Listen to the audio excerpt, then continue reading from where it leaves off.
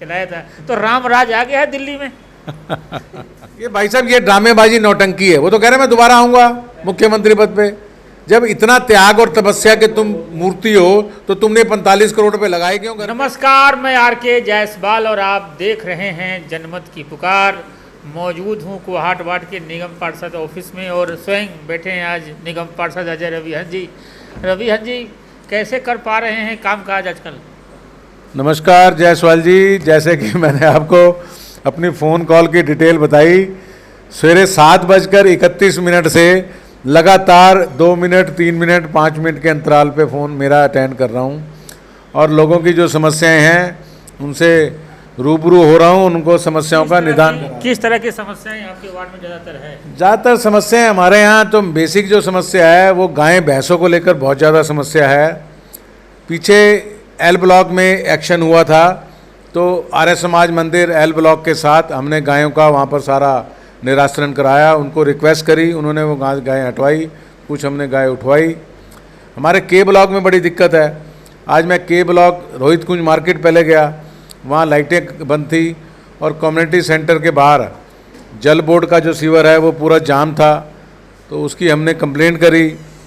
क्योंकि पार्षद के इससे वैसे काम आ जाते हैं जो हमारे अधीन भी नहीं होते, जैसे दिल्ली जल बोर्ड के, PWD के, तो हम उनको भी प्रयास करते हैं। हम किसी को ये नहीं कहते कि हमारा काम नहीं है, हम उसको भी भरसक प्रयास करते हैं कि वो। फिर हम के ब्लॉक के पार्क में गए, वहाँ अधिकारियों को बुला के उनको कहा भी इसको सफाई कराएं। लेकिन मेरा वहाँ के स्थानीय लोगों से भी बहुत ही आग्रह है कि वो आते जाते कूड़ा डालते हैं तो कृपया करके कूड़ा ना डालें। हम हफ्ते 10 दिन में के ब्लॉक में जो दुर्बलनाथ वाटिका है उसकी सफाई कराते हैं, लेकिन फिर वही गंदगी, फिर वही गायें। हम अगर ताला लगाते हैं तो माफिया ताला तोड़ देते हैं। लेकिन बहुत जल्दी ही इनके खिलाफ हम ज़बरदस्त कार्रवाई कराने जा रहे हैं। आज अधिकारियों के साथ मेरी मीटिंग हुई और बहुत जल्दी हमारे एरिया में नए DC साहब का राउंड रहने वाला है। अच्छा निगम पार्षद जी, मच्छर जनित बीमारी जो बरसातों के बाद जो शुरू हो जाता है, इसको रोकथाम के लिए आप लोग कैसे कर रहे हैं? जायसवाल जी, कोई दिन ऐसा नहीं जाता जो मेरे क्षेत्र में फॉगिंग ना हो। आज भी महिंद्रा पार्क क्षेत्र में फॉगिंग हो रही है। आप देखेंगे श्रीनगर, महिंद्रा पार्क, राजा पार्क, चंदरलोक, MP इंक्लेव, एक एक करके सारों में फॉगिंग हो रही है। और जहाँ भी अभी मेरे को ये अभी सूचना मिली है 3612 राजा पार्क, यहाँ अभी मैंने स्टाफ को फ़ोन किया है कि आप जाओ, वहाँ लावा वगैरह की जो भी है डेंगू की दवाइयाँ छिड़क के आओ।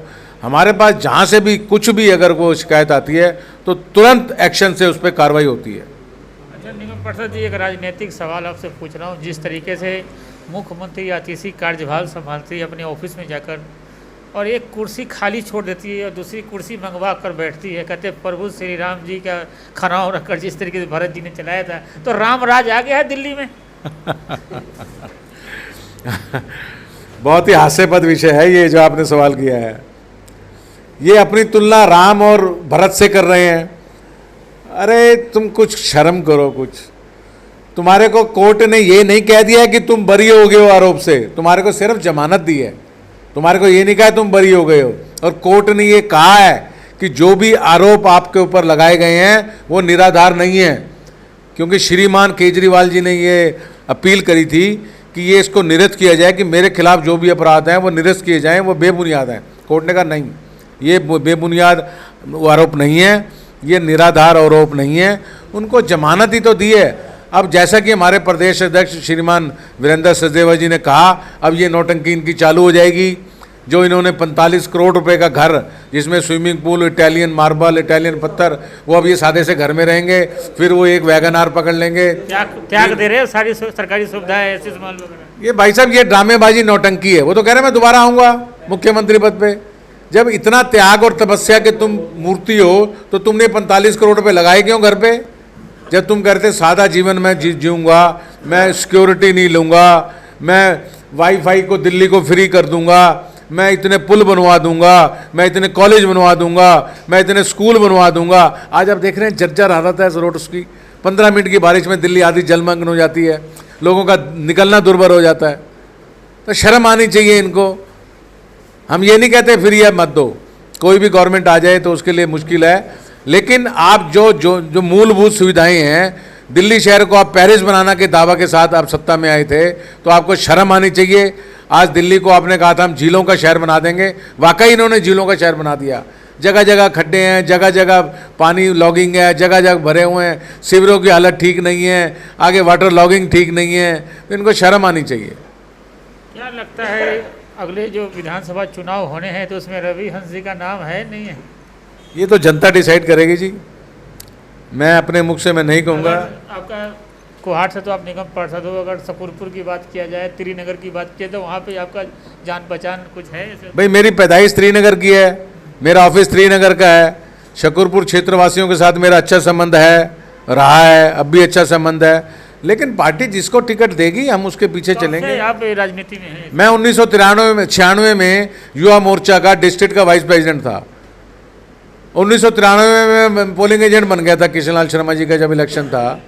तो हमारा परिवार संघ परिवार रहा है, हम शुरू से ही भारतीय जनता पार्टी जब से बनी है उसके सिपाही रहे हैं।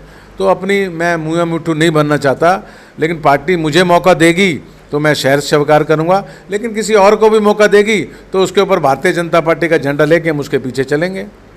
विधायक जी लगातार आपका विधायक आपका द्वार कैंपेन चला रहे हैं, लोगों के बीच में जा रहे हैं, बता रहे अपनी सरकार की उपलब्धियों को बता रहे हैं, अपने कामों की उपलब्धि को बता रहे हैं। कैसे देखते हैं वास्तव में विकास हुआ है त्रिनगर विधानसभा क्षेत्र में? जायसवाल जी आप आम जने से पूछिए, मैं कह दूं जी मैंने इतना विकास कर दिया, इतना वो कर दिया, तो मेरा मियाँ मुट्ठू बनने से कुछ नहीं होगा। आज जो विधायक को जो पैसा मिलता है, अगर मैं बड़ा बोल नहीं बोलता, अगर मेरे जैसे साधारण से तुच्छ कार्यकर्ता को पैसा मिल जाए तो मैं त्रिनगर पूरे विधानसभा क्षेत्र को स्वर्ग बना दूं। आज जो मेंबर ऑफ पार्लियामेंट है जिसके पास 10 एमएलए हैं और 30 काउंसलर हैं, उससे भी ज़्यादा पैसा, मैं ऑन रिकॉर्ड कह रहा हूं, उससे भी ज़्यादा पैसा एमएलए को मिलता है एक विधानसभा पे खर्च करने के लिए। तो कहाँ जा रहा है पैसा?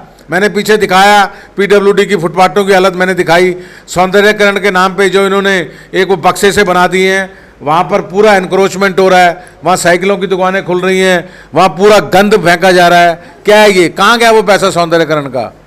तो इनसे कोई पूछने वाला है? हमारी विधायक तो हमारी पीती है ना, पीती जितेंद्र सिंह तोमर है, उनको किसी ने 5 साल में किसी क्षेत्रवासियों ने देखा हो तो बताएं, किसी के सुख में दुख में वो कहीं इलाके का दौरा किया हो तो बताएं मुझे।